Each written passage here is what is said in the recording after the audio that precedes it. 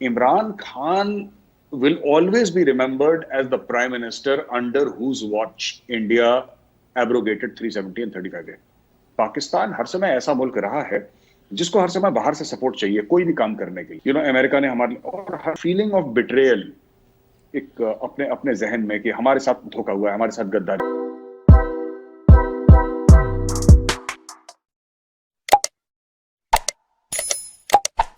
नमस्कार। ये बताइए कि ये सारी बातें एक दूसरे के साथ इनडायरेक्ट या डायरेक्ट भी जुड़ी हुई हैं, क्योंकि जियो पॉलिटिक्स जो है उस रीजन की, उसमें भारत का जो किरदार है वो बहुत ही सेंट्रल और फोकल है।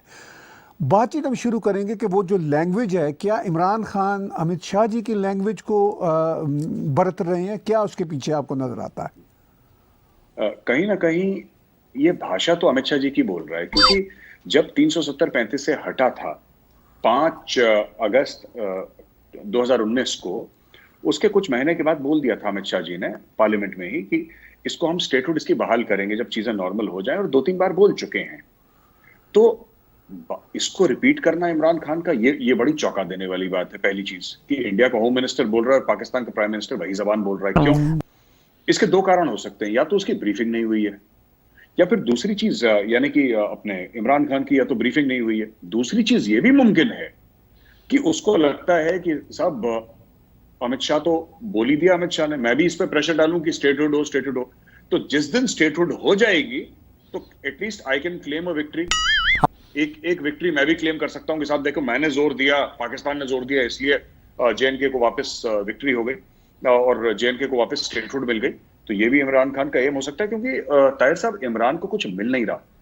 इमरान खान, हम लोग ऐसी मजाक उड़ाते हैं अपने पाकिस्तानी दोस्तों के साथ कि ये जितने भी जो मियाँ वाली के हैं नियाजी, ये पाकिस्तान को हर समय बुरी खबर देते हैं, तो वो लोग भी काफी हंसते हैं इस चीज में।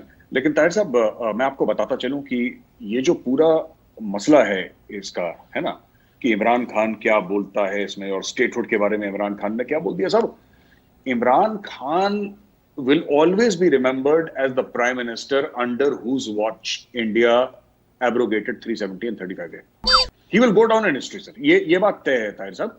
He will go down in history as the person, Pakistani नजरिए से मैं कह रहा हूं, जिसने इंडिया को जम्मू और कश्मीर थाली में सजा के दे दिया, वो भी चांदी की या सोने की थाली में सजा के दे दिया। ऐसा पाकिस्तानी हर समय इसके बारे में सोचेंगे। जबकि इमरान खान बेचारा, इमरान खान की जगह कोई और होता, कोई तगड़े से तगड़ा खिलाड़ी होता, वो भी कुछ नहीं कर पाता। लेकिन इमरान खान के माथे पे ये कलंक पाकिस्तानियों की तरफ से हर समय लगा रहेगा। ये दूसरी बात है। और तीसरी अहम बात है, जम्मू और Kashmir is fast returning to normalcy. Tahir sahab, मैं जाता रहता हूं, मैं दोबारा जाने वाला हूं कुछ हफ्तों के बाद, और मुझे एक बात ये तो दिख गई है कि पाकिस्तान का शायद अगर कोई गेम प्लान है जम्मू और कश्मीर का, क्योंकि देखिए ऐसे तो छोड़ देने वाला पाकिस्तान जम्मू और कश्मीर, क्योंकि 3-3, 4-4 नस्लों को उन्होंने ये चूरन खिलाया ना कश्मीर का, कि कश्मीर बनेगा पाकिस्तान और कश्मीरियों से नाता क्या, ला इलाहा इल्लल्लाह, ये सब इन्होंने स्टोरी तो सुनाई है अपने लोगों को। तो अब ऐसे तो हटेगा नहीं, पाकिस्तान कुछ ना कुछ तो करेगा। लेकिन मुझे ऐसा लगता है ताहिर साहब, जो मेरी पर्सनल रीडिंग है, कि इस वक्त I think Pakistan is a little confused. उनको पता नहीं चल रहा कि चाइना ने पीछे हाथ खींच लिया, सऊदी ने पीछे हाथ खींच लिया, यूएई ने पीछे हाथ खींच लिया, पैसे मांग लिया, ईरान अब वो कश्मीर के बारे में बात नहीं कर रहा है बढ़ चढ़ के, तुर्की है वो जाके यहूदियों की गोद में बैठ गया। अब पाकिस्तान हर समय ऐसा मुल्क रहा है जिसको हर समय बाहर से सपोर्ट चाहिए कोई भी काम करने के लिए।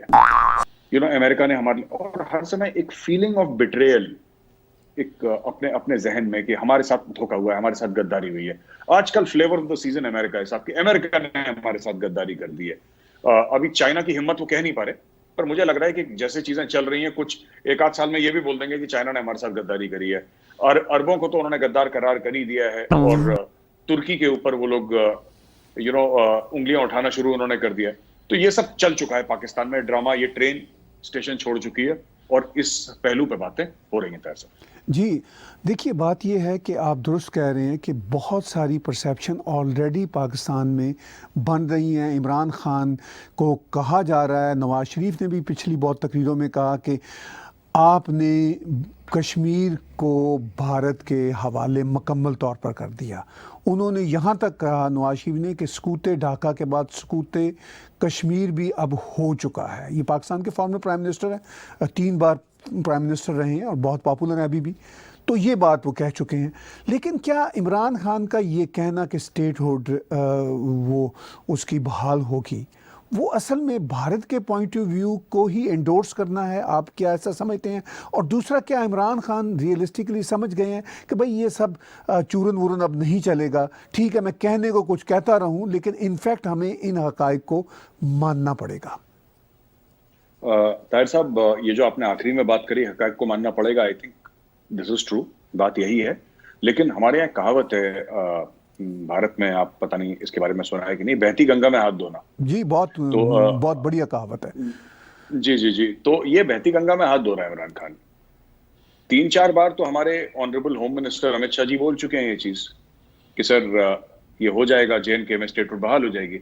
ये भी 3-4 बार बोल देगा जेएनके में स्टेटहुड। तो जब जेएनके में स्टेटहुड होगी तो ये अपने स्टेटमेंट निकालेगा कि देखो मैंने बोला था, मेरे प्रेशर में आके, पाकिस्तान के प्रेशर में आके इंडिया ने स्टेटहुड बहाल कर दी जेएनके की।